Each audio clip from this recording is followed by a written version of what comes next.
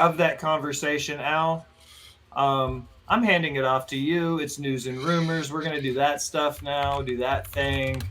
Uh, let's roll with it. Let's see where we go. Let's have some fun tonight. It's anything goes. We'll talk about whatever the fuck we want to. Chat, if you have a topic you want to bring up and get our opinions on, this is your chance to do it. While you're here, if you're watching on YouTube, hit that subscribe button, hit that follow button. Al, it's your show now. So Cena, did a Cena cryptic post this week with the "That's all, folks" from Looney Tunes. We all know that the actor strike has ended, but per Sports Illustrated, John Cena appears to be finished with the WWE for now. They also write that Cena is expected to be at WrestleMania 40 in some capacity. I mean, I'm sure he'll do some sort of make a wish. Fucking memoriam for getting murdered at fucking Saudi Arabia. Yeah, he kind of did get murdered. He was absolutely dead. Thoughts? Do y'all care if Cena's there or not there? You can't see him anyway. Yeah. Jesus Christ. He made it kind of clear that once the writer's strike was up, he was done, right? Like, I felt like that was kind of cut and dry, and we know it's all but done. So it doesn't surprise me that he's going to go. I'll say this about Cena, and I said it about The Rock. At this point, they're two of the most successful actors in Hollywood, and as much as we hate to say it, they're bigger than wrestling, and WWE can't afford them long-term anymore. They make more money in Hollywood than they do wrestling. I was grateful that he was actually on our TV consistently for like 2 months. That was actually pretty cool. I mean, I'm not gonna lie, it was really refreshing, and he didn't. I don't think he overstayed his welcome. I do wish he kind of did something a little bit more, but getting murdered by Solo, I mean, that's a pretty big deal. So I mean, he at least he did do something while he was here. I am excited to get Peacemaker back because that show's real funny. Yeah, absolutely. There is that. Let's see what else. WWE has heavy interest in Will Ospreay per Fightful. The site's WWE sources say that the two sides have been in contact, but people close to Ospreay would not confirm. I mean, there's a bunch of people they're going to be at AEW and WWE are going to be fighting over, and Ospreay's definitely one of them. Where do y'all think Ospreay's going to land? I think he'd get lost in WWE, in my opinion. I don't know, man. Ospreay's pretty badass. He does carry a lot of the internet hype, and I think now that Triple H is confirmed running everything, I feel like he would fit right in. I mean, if anything, any new hire. Look, this is coming from the AEW stand over here. Any new signing in AEW is gonna get lost. Like that is like the thing that you do now. If you get signed by AEW, is you get lost in the shuffle. It does seem like the last couple people have made pretty big impacts. Like if WWE goes out of their way to make it a point that they signed you, they're gonna make it a big deal for at least longer than like a 2 or 3 week cup of coffee that we see on AEW signing. So I kind of disagree, Allison. I think he'd probably make a bigger splash in WWE than he would in my favorite promotion, AEW. I could. I'd want to see Will Ospreay show up in WWE and put a title on him immediately. Just make him the badass he is, because he can go. We've seen him go, and I don't think I'd sign him. I'd give him Gunther. He doesn't need the world title. Let him be the one that ends Gunther's streak. Wow!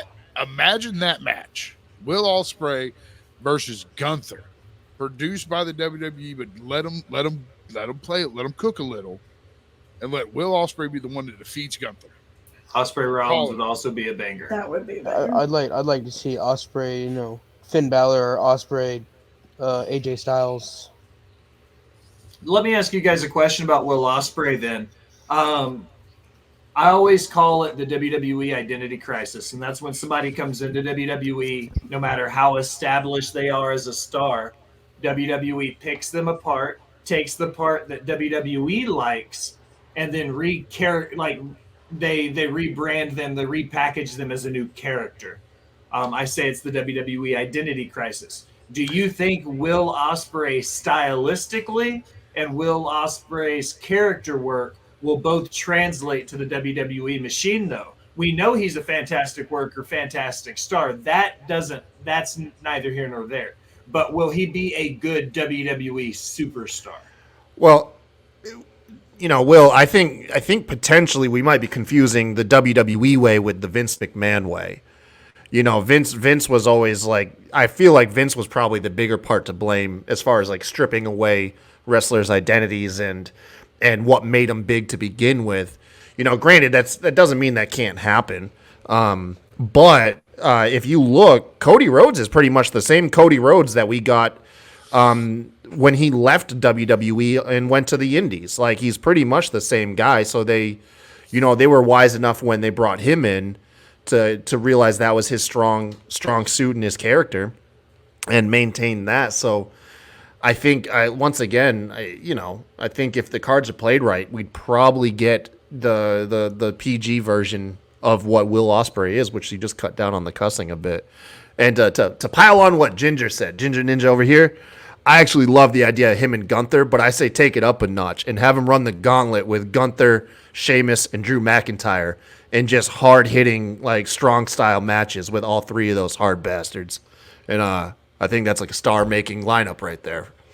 I don't disagree with you, Kai, that the last couple of years they've shown promise in a sense that they've allowed some people to keep their identities. But this is one of those situations where when you have 60 years of history of doing things one way, and then 2 or 3 years of starting to change things up. I'm promising in a sense that we're seeing the change, but we're going to have to see that change long term for me to be convinced that it's going to be a constant thing. That's all. That's fair. No, that's Dr. Pepper is 100% always fair. Yeah, absolutely. But I mean, Will Ospreay, I think, will translate on either show. Like, you know what I mean? I think he really would. Right now, like AEW just need a creative shakeup, man, because like I don't feel confident in any signings that are going on over there. I mean, fucking dude, you really think like people are going to be hyped to go from signing Ric Flair to Will Ospreay? Like just the pool of people that we're talking about here? I don't know, man. I don't know. It's good to see you. Love you. Off the top, kind of agrees with you, Kai. Based off of what they've done with Cody and Jade, I don't think they will do that with him. And I'm hoping not. I hope that I'm wrong and the WWE identity crisis goes away and I get to stop using that analogy. But like I said, they've got 60 years of history going one direction. So they're going to have to show me in a lot more than 2 that things have totally changed. That's fair. Yeah. Al, what's next on your list? Next on my list is Dave Meltzer said the rumored networks looking at making a deal for the rights to Monday Night Raw or FX, WB, and USA. Thoughts? FX? Keep it on USA.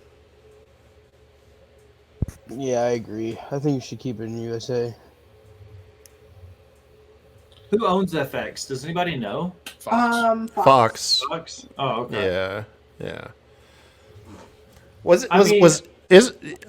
I'm old as fuck. Wasn't FX originally like Spike?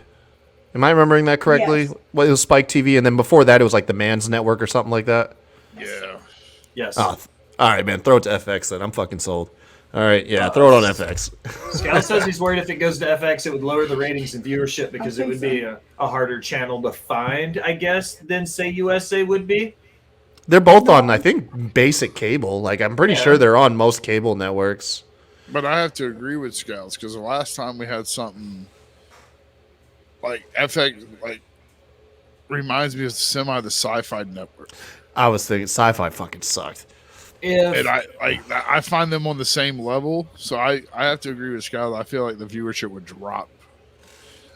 if they Going look to at FX. it too, with Raw being the longest episodic television show running, not named The Simpsons, like why would they break something that's not why would they fix something that's not broken? If USA is in the bidding war, you would think they would want to stay comfortable and at home, but that doesn't necessarily. USA will have the money because we know that they're getting bids for Major League Baseball, basketball, NHL. Like they're trying to make major plays for some of the other big four sports outside of wrestling, so they might not have WWE money at USA. Yeah, I think the only reason why I don't know, man, this is outside my expertise, but I do know that like I've always heard that whenever you want to like to re-up your contract, you usually wind up asking for more money than your previous contract, and I feel like that would be the biggest reason why USA might not maintain them is just WWE's price tag might just become too big for them to re-up. But that's coming from a complete idiot, so I don't know. Well, you're not too far because Fox did say the money they were putting out to WWE for the TV rights for SmackDown, they didn't make that money back annually in their ad revenue and stuff like that. They were losing money because of their WWE deal. So WWE didn't make Fox $1 billion. Who would have thought? Yeah. You know what I mean? But that's the point, though, is like how much is a company willing to lose to get the WWE then, if that's the case? Right, exactly. Scal says, as much as I hate this idea, but moving Raw to a different night would actually be beneficial. Okay, that's a huge question then. What if it's fucking Thursday night Raw or something then? What would you guys think about moving Raw off of Mondays altogether? Like, again, one of the longest episodic television shows running out, like, and not joking, outside The Simpsons. Like, there's only a couple, 2 or 3 that have ran as long as Raw has. What do you guys think if they move it from Monday nights and put it on another night? Would you guys still think Monday Night Raw, or would it be Tuesday Raw, Wednesday Raw, Thursday Raw? It's always going to be Monday Night Raw. Like that's its identity is the Monday. It'd have to go on a fucking streaming service before you take it off Mondays. Like I'm not even joking, dude. Like throw it on like I don't know, like Disney Plus or the Pornhub app. Who fucking cares? Like just get it on. Keep it on Mondays, man. That's weird. That's really weird. Dad Hat says SmackDown has become the A show and is treated that way. Who cares what night Raw goes to? I'm assuming that's what he's saying. Who cares what? I mean, night? I think every person our age does. Dad Hat. I hope you get a shipment of CM Punk shirts in your next order. He agreed. That's Just what I for was that doing. comment. SmackDown Tuesday, NXT Wednesday, Raw Thursday. That's not a bad lineup. I don't disagree with that. What would you guys think about that lineup then? SmackDown Tuesday, NXT Wednesday, Raw Thursday. All right. Let me. Oh, I got a question for you. Let's take it off the fucking rails early. 26 minutes in. How would you personally rank the 3 WWE shows? SmackDown, Raw, NXT. How would you put them 1, 2, 3 as far as consistency, quality of stories, in-ring work, what you're getting weekly? Are you watching it live weekly from beginning to end? How would you rank the 3 WWE products right now? Can they all be last? Well, you Just negative Nancy. I need you to be a little bit more positive, I'm Patsy, over here. kidding. Nick. Positive Patsy. I mean, That's the most southern thing you said all night. NXT is the most consistent, but it doesn't do the best because they market it poorly. I mean, I agree with the order that Scal's put as far as like consistency, but they don't market them the way that they should. I'm going to go with Dad Hat. I'm going to go SmackDown, NXT, Raw, and that's because I only watch live most weeks the last hour and a half of Raw. I'll usually watch the first hour the next morning on Tuesday, or catch it. It's usually not there. I'll watch the last hour and a half live. I watch NXT almost weekly now because of fucking Scals. And it just snuck up on me because I was watching so much Impact and so much NWA and so much indie stuff that I didn't want to watch NXT. And now I watch NXT every Tuesday. And that says something, considering a year ago, if you told me I was going to be watching weekly NXT, I would have laughed at you. Tommy, No. how do you rank them, those three? Oh, I'm sorry, Kai. You want to go next? No, I don't care, man. You can send him, Tommy. I